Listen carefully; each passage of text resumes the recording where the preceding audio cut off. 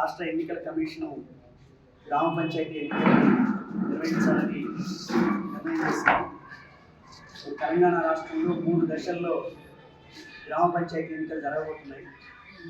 మన భద్రాద్రి కొత్తగూడెం జిల్లాలో 3 విడతల్లో మొదటి విడత 11వ తారీఖు జరిగేటువంటి గ్రామ పంచాయతీ ఎన్నికల్లో భద్రాచలం, పినపాక అసెంబ్లీ నియోజకవర్గాల పరిధిలో ఉన్న మండలాల్లో గ్రామ పంచాయతీలు 156 ఉన్నాయి.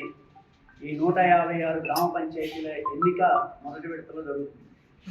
ఆ మొదటి విడతలో జరిగే ఎన్నికలో మేజర్ పంచాయతీ, దాదాపు మున్సిపాలిటీ హోదా కలిగినటువంటి పెద్ద పంచాయతీ, భద్రాచలం పట్టణానికి సంబంధించినటువంటి గ్రామ పంచాయతీ ఎన్నిక రేపు 11వ తారీఖు జరగబోతూ ఉంది.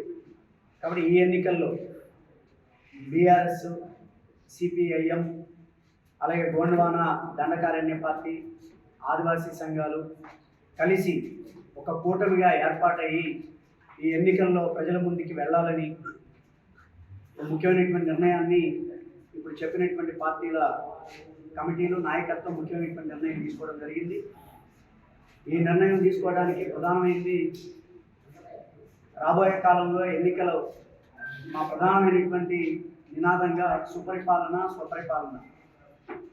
మొత్తం ఈ భద్రాచలం పట్టణంలో ఉన్నటువంటి ప్రజలందరికీ పరిపాలనకు సంబంధించినటువంటి అంశాలలో ప్రధానమైనటువంటి అభివృద్ధికి సంబంధించినటువంటి అంశాలని ఎజెండాగా చేసి మొత్తం ప్రజలకి ఆ సమస్యల మీద ఇప్పటిదాకా అధికారంలో ఉన్నటువంటి పాలకవర్గానికి సంబంధించినటువంటి చేసినటువంటి మిస్టేక్స్ ఏవైతే ఉన్నాయో, అభివృద్ధికి సంబంధించినటువంటి దృష్టి లేకుండా భద్రాచలం పట్టణానికి జరుగుతున్నటువంటి అన్యాయాన్ని ప్రధానంగా ఎజెండాగా చేసుకొని ప్రజల ముందుకు వెళ్ళాలని చెప్పేసి ముఖ్యమైనటువంటి నిర్ణయం తీసుకోవడం జరిగింది.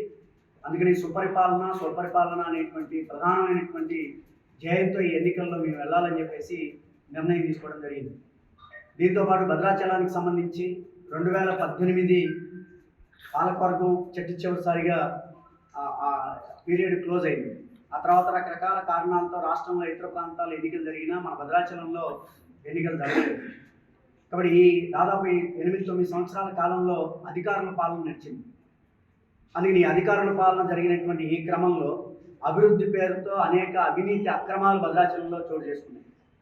ఆ అవినీతి అక్రమాల మీద మేము రేపు ప్రజలు ఆశీర్వదించి గెలిపించి పాలకవర్గం మాకు బాధ్యతలు అప్పచెప్తే వీటన్నిటి మీద న్యాయ విచారణ చేస్తాం. విచారణ చేసి ఎవరైతే ఆ అవినీతి అక్రమాలకు పాల్పడ్డారని తేలుతుందో వాళ్ళ మీద ఖచ్చితంగా చర్యలకు కూడా మేము సిద్ధం అవుతామని చెప్పేసి కూడా ఈ సందర్భంగా పాత్రికేయ మిత్రులకు తెలియజేస్తూ ఉన్నాం. ఎందుకంటే భద్రాచలంలో అభివృద్ధి అంటే స్లమ్ ఏరియాలు కాదు. అధికారుల పాలనలో భద్రాచలం అభివృద్ధి అంటే మారుమూలు ఉన్నటువంటి కాలనీల అభివృద్ధి కాదు. కానీ కొన్ని ప్రాంతాలను మాత్రమే ఎంపిక చేసుకొని అక్కడ అభివృద్ధి జరిగినట్టుగా పై షోయింగ్ కార్యక్రమాలు చేసి ఇవాళ నిధులన్నింటినీ కూడా దుర్వినియోగం చేసినటువంటి పరిస్థితి ఇవాళ ఈ 8-9 సంవత్సరాల కాలంలో జరిగింది. దీని మీద అనేక రూపాల్లో మేము పోరాటాలు చేశాం, అధికారులకి రాయబారాలు చేశాం, జిల్లా కలెక్టర్ దృష్టికి కూడా తీసుకెళ్ళాం. అయినా సరే ఇక్కడ భద్రాచలంలో జరిగినటువంటి అవినీతి అక్రమాలు మనకు తెలియంది కాదు. అందుకని వీటన్నిటి మీద రేపు మా పాలకవర్గం ఖచ్చితంగా ఫోకస్ పెడతాం. దానికి కారకులైనటువంటి వాళ్ళ మీద విచారణ చేస్తాం. విచారణలో తేలినటువంటి వాళ్ళ మీద చర్యలకు కూడా సిద్ధపడతాం అని చెప్పేసి ఈ సందర్భంగా మీకు తెలియజేస్తా ఉన్నాం. ఒక గ్రామ పంచాయతీ పేరు మాత్రం, కానీ ఓటర్స్ కానివ్వండి, జనాభా కానివ్వండి, పట్టణానికి సంబంధించి 1,00,000 మంది ప్రజలు ఉన్నారు. అదేవిధంగా 58,000 దగ్గరగా ఓటర్స్ ఉన్నారు. దాదాపు 15 ఏళ్ళైంది ఎన్నికలు లేవు. 15 ఏళ్ల తర్వాత ఎన్నిక వస్తాను గ్రామ పంచాయతీ ఎన్నిక. దీంట్లో ఈ సంవత్సరం ఈ గ్రామ పంచాయతీ ఎన్నికలు సంబంధించి రేపు డిసెంబర్ 11వ తారీఖు నాడు జరిగే ఎన్నికల్లో బీఆర్ఎస్ పార్టీగా నన్ను అభ్యర్థిగా నిలబెట్టినటువంటి బీఆర్ఎస్ పార్టీ, అదేవిధంగా భద్రాచలం పట్టణంతో పాటు అనేక సమస్యలపై నిత్యం ప్రజా సమస్యలు, ప్రజా పోరాటాలతో పనిచేసేటువంటి పార్టీ సిపిఎం పార్టీ, అదేవిధంగా గోండ్వాన దండకారణ్య పార్టీ ఈ రెండు పార్టీలని ఎంపిక చేసి ప్రజా సమస్యలపై పోరాటం చేసే పార్టీలతో కలిసి పనిచేయాలి.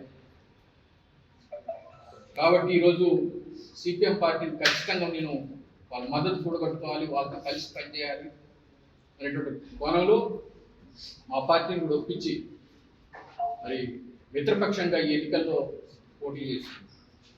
ఈ యొక్క కార్యక్రమంలో రాష్ట్ర నాయకులు ఏజే రమేష్ గారు, పెద్దలు నరసారెడ్డి గారు, పట్టణ కమిటీ కార్యదర్శి స్వామి గారు, శరత్ గారు, వారి మిత్ర బృందం అందరికీ కూడా, అదేవిధంగా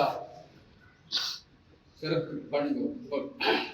గారు, ఆయన గారు కూడా ఒక ఆదివాసీ బిడ్డగా ఎక్స్ జెడ్పీటీసీ భద్రాచలం సమస్యలపై ఆయన కూడా మంచి అవగాహన ఉంది. అదేవిధంగా మా పార్టీ మండల పార్టీ అధ్యక్షుడు సునీల్ గారు, సీనియర్ నాయకులు ప్రబోధ్ గారు, మీ అందరికీ కూడా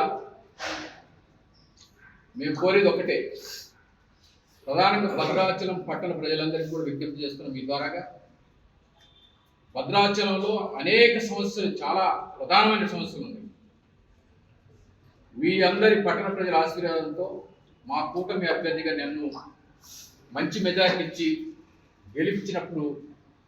గెలిపించాలని చెప్పేసి కోరుతూ, సమస్యల పట్ల వాటిని ఈ కూటమి కూడా ఈ సమస్యలు ఉన్నాయి, ఈ సమస్యల పరిష్కారం కోసం మేమందరం ఏ రకమైతే ఎజెండాలో ఉన్నామో వాటి మీద దృష్టి పెట్టి మౌలిక సదుపాయాలు ప్రతి కాలనీలో ఏమున్నాయి, అదేవిధంగా డ్రైనేజ్ వ్యవస్థ కానివ్వండి, రోడ్లు కానివ్వండి, విద్యుదీకరణ కానివ్వండి, వాటితో పాటు ప్రధానంగా భద్రాచలంలో గోదావరి పరివాహక ప్రాంతం కాబట్టి పట్టణం మొత్తం కూడా 45-50 వేస్తే 30 ప్రతి ఏటి కూడా నిత్యం మనం అందరం చూస్తూనే ఉన్నాం. స్లూయిస్ కాడ ప్రభుత్వాలు దానికి సంబంధించినటువంటి సమస్యని లక్షలాది రూపాయలు ఏదో రకం తిమ్మిన స్వాస్థ్య పరిష్కారం లేకుండా కూతు మంత్రం చేస్తాం. ఈరోజు ఎన్నికల్లో పాల్గొనాల్సినటువంటి ఉద్దేశం ఒకటే, నాడు మహాత్మా గాంధీ గ్రామ స్వరాజ్యమే ఈ దేశానికి పట్టుకోమని అన్నారు.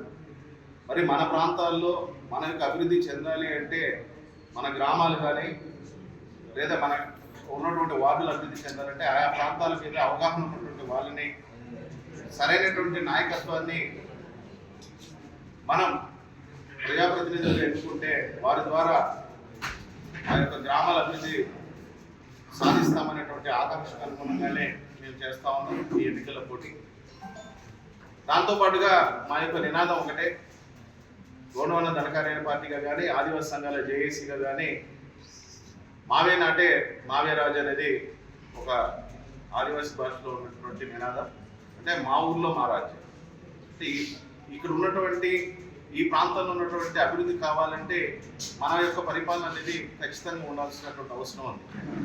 అదే సందర్భంలో మన గ్రామం, మన అభివృద్ధి, మన పరిపాలన, ఈ యొక్క నినాదంతోనే ఈ ఎన్నికల్లో మేము వెళ్ళదలుచుకున్నాం. అదే సందర్భంలో పోరాడేటువంటి పార్టీలతో, ప్రజా సమస్యలతో, ప్రజాక్షేత్రంలో ఎవరైతే ప్రజల తరఫున గొంతుకుగా నిలబడతారో వాళ్ళతో కలిసి వెళ్ళాలని చెప్పేసి మేము నిర్ణయించుకోవడం జరిగింది. ఇందాక ఏజే రమేష్ గారు చెప్పినట్లు మొదటి విడత 8 మండలాల్లో కూడా మేము ఆయా ప్రాంతాల్లో మా బలానికి అనుగుణంగా మేము పోటీ చేస్తూ ఉన్నాం. అదే సందర్భంలో భద్రాచలంలో కూడా ఈ యొక్క పోటీ ద్వారా ఉమ్మడిగా సిపిఎం పార్టీ, అలాగే మన రాష్ట్ర సమితి, ఆదివాసీ సంఘాల జేఏసీగా, గోండ్వాన దండకారణ్య పార్టీగా సీట్లు సర్దుబాటు చేసుకొని ప్రజాక్షేత్రంలో ప్రజా యొక్క సమస్యల మీద ముందుకు వెళ్ళాలని చెప్పి అనుకోవడం జరిగింది. మరి దక్షిణ భారతదేశంలో శ్రీ సీతారామచంద్రస్వామి వారికి ప్రత్యేకమైనటువంటి గుర్తింపు ఉన్నటువంటి ప్రాంతం. మరి ఈరోజు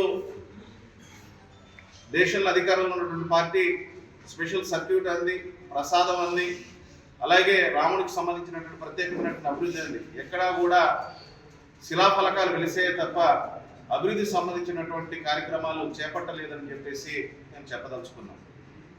అదే సందర్భంలో రాష్ట్రంలో కూడా మరి అనేక రకమైనటువంటి హామీలు భద్రాచలం మీద గుర్తించినప్పటికీ ఎక్కడ కూడా నిధులు విధించేటువంటి పరిస్థితి లేదు.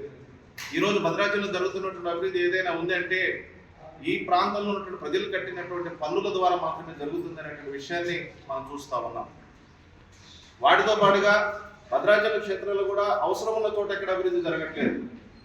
రియల్ ఎస్టేట్ సంబంధించినటువంటి వ్యక్తుల కోసమో లేదా ఆయా ప్రాంతాల అభివృద్ధి కోసమో సీసీ రోడ్లు వేస్తున్నటువంటి విషయాన్ని పత్రికాముఖంగా మీ అందరికీ తెలిసినటువంటి విషయం విదితమే.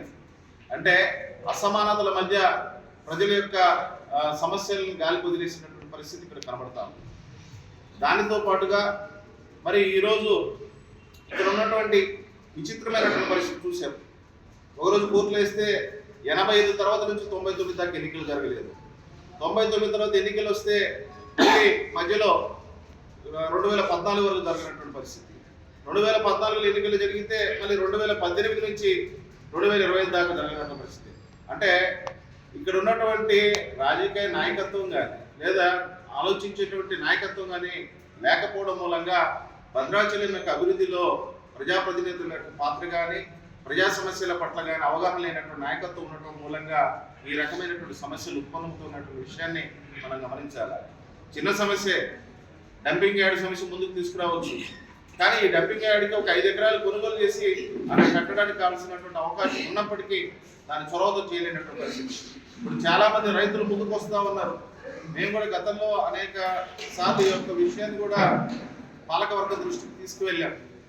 అలాగే ప్రజా సమస్యలకు సంబంధించినటువంటి విషయాల్లో కూడా ఒక స్పష్టమైనటువంటి విధానంగా లేకపోవడం మూలంగా ఈరోజు ఇంకా నిధులకు కావాల్సినటువంటి అవకాశాలు ఉన్నప్పటికీ వాటిని వినియోగించుకునే దాంట్లో కానీ సమీకరించుకునే దాంట్లో కానీ పూర్తి స్థాయి నాయకత్వం లేకపోవడం మూలంగా ఈ యొక్క అభివృద్ధి కుంటుపడుతుందన్న విషయాన్ని మనం గమనించాలి.